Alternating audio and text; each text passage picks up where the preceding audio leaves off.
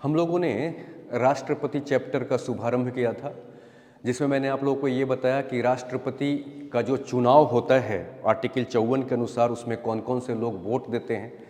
Article 55 में हम लोगों ने ये पढ़ा कि वोट देने की प्रक्रिया क्या होगी, उसकी पूरी प्रोसीजर क्या होगी।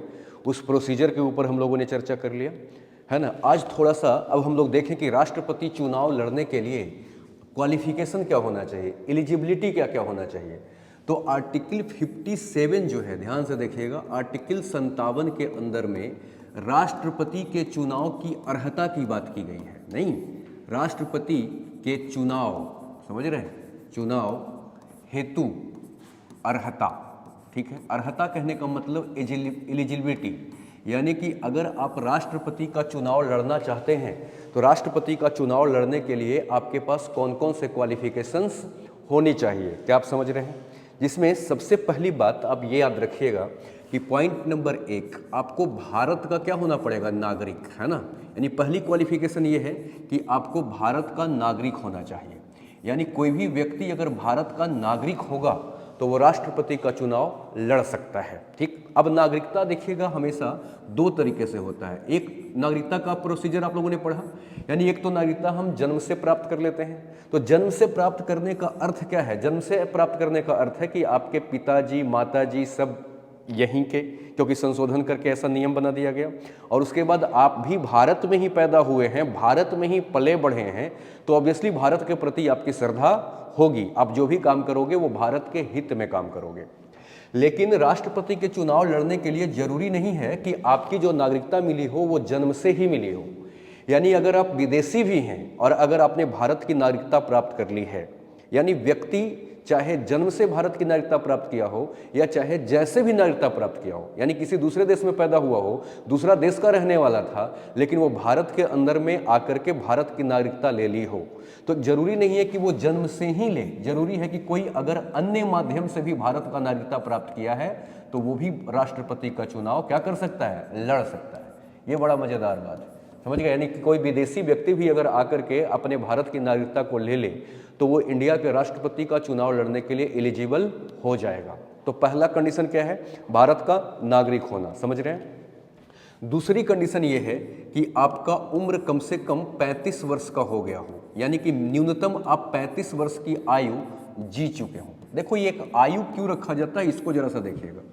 परिपक्वता एक ऐसा चीज है जो अचानक से नहीं आता, वो व्यक्ति के अंदर में आते आते आता है, समय के साथ आता है। इसलिए जैसे जैसे हम अपना उम्र गुजारते हैं वैसे वैसे हम दुनिया के साथ समाज के साथ घुलते मिलते हैं और समाज को सही से समझते हैं। जरूरी नहीं है कि जिनके पास कागज का टुकड़ा हो, जो बहुत ज़्यादा पढ़ लिए हों लेकिन उनकी उम्र 21-22 साल का हो, तो पढ़ाई से वो मैच्योर हो जाएंगे, ये जरूरी नहीं है।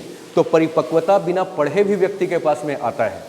इसलिए इसी तर्ज पर कहा गया है कि व्यक्ति अगर कम से कम 35 साल का उम्र जी चुका हो तो उस व्यक्ति को एक परिपक्व व्यक्ति के रूप में मान करके उसे राष्ट्रपति के चुनाव लड़ने के लिए एलिजिबल क्या कर सकता है, बनाया जा सकता है, समझ गया। तीसरी जिसकी एलिजिबिलिटी टेस्ट है वो क्या है, ये भी देखिएगा। इसका जो तीसरा है वो क्या है कि लोकसभा का चुनाव, यानी लोकसभा का सदस्य बनने के लिए जो भी गुणवत्ता चाहिए, समझ रहे हैं, माने लोकसभा के लिए जितनी भी एलिजिबिलिटी है वो सारा एलिजिबिलिटी उसके पास होना चाहिए। यानी कोई व्यक्ति सांसद बनने के लिए किसी भी पद पर नहीं बैठने के लिए जो जो गुण रखता है वो गुण एक उस व्यक्ति के पास भी होना चाहिए, तभी वो राष्ट्रपति का चुनाव लड़ सकता है, समझ गए। और चौथा सबसे बड़ी बात इसका यह है कि लाभ के पद पर व्यक्ति को नहीं होना चाहिए, समझ रहे हैं। लाभ के पद का अर्थ क्या है, वैसा कोई भी व्यक्ति जो किसी ऐसे पद पर हो जिसके बदले उसे सैलरी मिलता हो भारत सरकार के द्वारा, तो वो क्या कहलाएगा, वो लाभ का पद कहलाएगा। लेकिन मजेदार बात यह है कि इसी अनुच्छेद के अंदर में आर्टिकल 57 के अंदर में ही लाभ के पद से बाहर कर दिया गया, यानी उनको सैलरी मिलती है, सरकार से ही मिलती है, फिर भी वो लाभ के पद पर नहीं माने जाएंगे। वो कौन कौन है, हो सकता है कि इसके पहले कोई राष्ट्रपति हो, समझ रहे हैं। तो राष्ट्रपति जो भी भारत के हैं उनको लाभ के पद पर काउंट नहीं किया जाता, यानी एक बार अगर वो राष्ट्रपति हैं तो उनको लाभ के पद पर काउंट करके उनको मना नहीं किया जा सकता। मतलब लाभ के पद पर जो व्यक्ति है वो राष्ट्रपति का चुनाव नहीं लड़ सकता। लेकिन आर्टिकल 57 में ही कुछ पदों को लाभ के पद से बाहर कर दिया गया है, जैसे राष्ट्रपति, उपराष्ट्रपति, इन लोगों को लाभ के पद पर नहीं गिना जाता है, जबकि इनकी सैलरी होती है राष्ट्रपति, उपराष्ट्रपति और क्या, हर राज्य का राज्यपाल। राज्यपाल को भी सैलरी मिलता है, लेकिन इनको भी लाभ के पद पर नहीं गिना जाता। राज्यपाल और क्या, केंद्रीय मंत्री, यानी देश के केंद्र सरकार में जितने भी मंत्री हैं वो भी लाभ के पद पर काउंट उनको नहीं किया जाता, ठीक है। फिर राज्य के भी मंत्री जो हैं उनको भी लाभ के पद पर काउंट नहीं किया जाता। तो ये सब जो है इनको लाभ के पद से क्या कर दिया गया है, बाहर कर दिया गया है। इसका मतलब क्या है, कोई मंत्री व्यक्ति मंत्री के पद पर रहते हुए राष्ट्रपति का चुनाव लड़ सकता है, कोई व्यक्ति राष्ट्रपति के पद पर रहते हुए अगली चुनाव को भी लड़ सकता है, क्योंकि इनको राष्ट्रपति को इनको लाभ के पद पर माना ही नहीं जाता। लेकिन अगर आप आईएएस हैं तो आप राष्ट्रपति का चुनाव तब लड़ेंगे जब आप आईएएस की नौकरी पहले छोड़ दें, क्योंकि आपका जो पद है वो लाभ का पद है, समझ गए। तो लाभ के पद से इनको बाहर कर दिया गया है, मतलब ये पद पर रहते हुए चुनाव लड़ेंगे और जब जीत जाएंगे तो अपने पद को छोड़ देंगे और राष्ट्रपति के पद पर बैठ जाएंगे। क्या मैं अपनी बात समझा पा रहा हूं? तो ये 4-5 क्या है, इनका क्वालिफिकेशन है जो राष्ट्रपति के चुनाव के लिए आपको क्या है रखना पड़ेगा। अगर ये सारे क्वालिफिकेशन को आप धारण करते हैं तो राष्ट्रपति का चुनाव आप क्या कर सकते हैं, लड़ सकते हैं, समझ गए। अब थोड़ा सा दूसरे पॉइंट पर आएंगे, तो आर्टिकल 58 के ऊपर जब हम चर्चा करेंगे, 57 में किसकी बात की गई है, आर्टिकल 57 में बात इस बात पर की गई है कि राष्ट्रपति के चुनाव को लड़ने के लिए आपके पास क्या क्या क्वालिफिकेशन होना चाहिए, समझ गए। तो सबसे पहला भारत का नागरिक होना चाहिए, दूसरा क्या होना चाहिए, तो भारत के नागरिक के साथ साथ उनको कम से कम 35 वर्ष की उम्र क्या हो जाना चाहिए, उनकी पूरी हो जानी चाहिए। तीसरी, किसी लाभ पद पर वो नहीं होना चाहिए। नहीं, लाभ पद पर नहीं होने का मतलब क्या है कि ये जो 4-5 पदें बताई उसको छोड़ करके अगर किसी भी पद पर आप हैं सरकार के अधीन तो आप लाभ के पद पर माने जाएंगे, आप राष्ट्रपति का चुनाव नहीं लड़ सकते, समझ गए। अब जरा सा देखिएगा आर्टिकल 58 के अंदर में किसकी बात की गई है। आर्टिकल 58 जो है वो पुनर्निर्वाचन की बात करता है। क्या, पुनर्निर्वाचन की बात करता है, समझ रहे हैं। पुनर्निर्वाचन का सेंस क्या है कि कोई भी व्यक्ति कितने बार राष्ट्रपति का चुनाव लड़ सकता है, इसके ऊपर चर्चा की गई है। क्या आप लोग बात समझ पा रहे हैं, पुनर्निर्वाचन के ऊपर बात की गई है, आप समझ रहे हैं। तो जरा सा देखिएगा पुनर्निर्वाचन के अंदर में का क्या सेंस है, सो देखिएगा। एक्चुअली भारत के अंदर में अगर कोई भी व्यक्ति चुनाव लड़कर के एक बार राष्ट्रपति बन जाता है, समझ रहे हैं, एक बार अगर वो राष्ट्रपति बन जाते हैं, नहीं तो वो दूसरी बार भी चुनाव लड़ सकते हैं, तीसरी बार भी चुनाव लड़ सकते हैं, चौथी बार भी चुनाव लड़ सकते हैं। यानी भारत के अंदर में एक व्यक्ति जितना बार चाहे उतना बार चुनाव लड़ सकता है, उनके लिए कोई सीमा नहीं लगाई गई है, समझ रहे हैं। लेकिन अमेरिका के अंदर में भी कुछ ऐसा ही बात था, समझ रहे हैं। अमेरिका के अंदर में भी जितना बार चुनाव चाहे उतना बार चुनाव लड़ सकते थे राष्ट्रपति का। लेकिन अमेरिका के संविधान में 22वें संविधान संशोधन 1951 हुआ। 22वें संविधान क्या संशोधन 1951 हुआ और 22वें संविधान संशोधन 1951 द्वारा अमेरिका में यह तय कर दिया गया कि 2 बार से ज्यादा चुनाव नहीं लड़ सकते, 2 बार से ज्यादा नहीं, समझ रहे हैं। इसका मतलब क्या है कि अमेरिका के अंदर में 1951 के पहले जब भी राष्ट्रपति का चुनाव होता था तो व्यक्ति 2 बार, 3 बार, 4 बार, 5 बार राष्ट्रपति का चुनाव लड़ सकता था, जितना बार चाहे उतना बार वो चुनाव लड़के अमेरिका का राष्ट्रपति हो सकता था।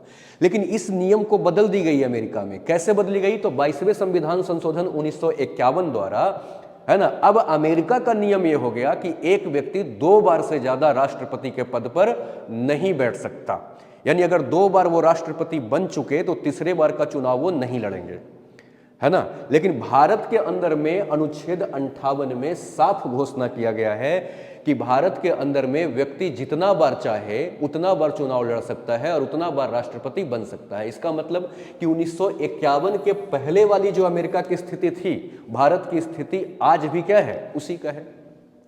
क्या आप समझ पा रहे हैं।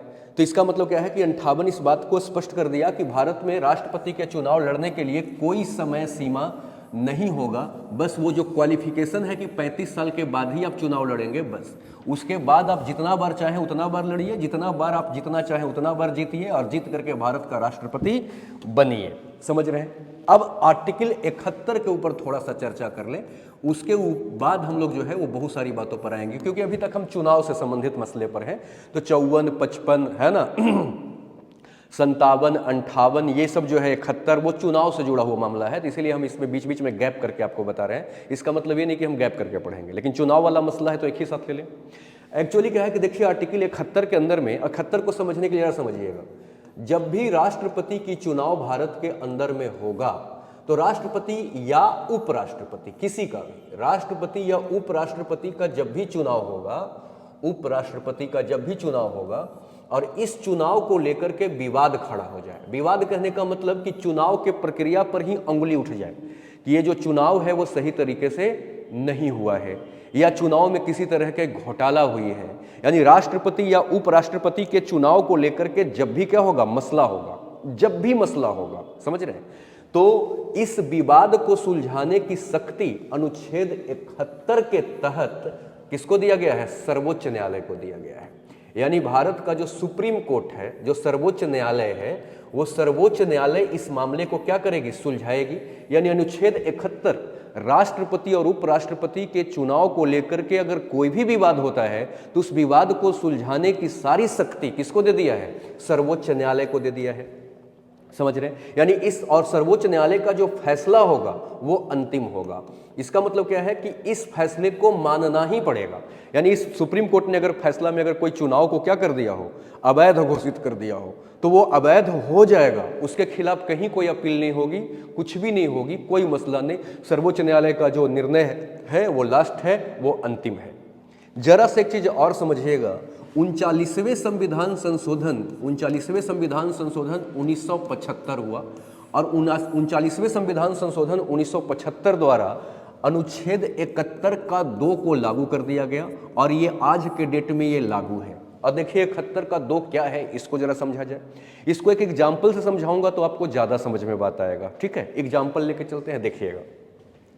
जैसे मान लीजिए कि भारत के अंदर में कोई राष्ट्रपति का चुनाव हुआ और जो रिजल्ट है वो आज डेट क्या है, मान लीजिए काल्पनिक उदाहरण दे रहा हूं, है ना। आज का जो डेट है वो क्या है, 3 फरवरी यानी 3 फैब 2023 2023 को 3 फरवरी को मान लो कोई व्यक्ति भारत का राष्ट्रपति चुनाव जीत करके बन गया, मान लो कि ये राष्ट्रपति बन गए आज के डेट में, ठीक है। और आज के डेट में ये राष्ट्रपति के पद पर बैठ गए, समझ गए। लेकिन इनके खिलाफ कुछ विवाद पैदा हो गया कि ये गलत तरीके से चुनाव जीत गए, तो इसका फैसला सर्वोच्च न्यायालय में मामला जाएगा और मामला जाने के बाद इनका जो निर्णय आएगा वो अंतिम आएगा, ये तो समझ गए। लेकिन 71 का 2 क्या कह रहा है, सो देखिए।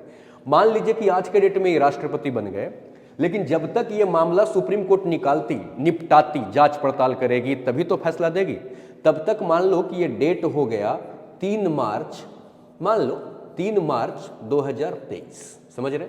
तो 1 महीना लग गया सुप्रीम कोर्ट को इसको निपटाने में, और 1 महीने के अंदर में मान लो कि इन्होंने बहुत सारा निर्णय ले लिया, बहुत सारा इन्होंने मान लो कि विधेयक पर साइन करके और अधिनियम क्या किया, बना दिया।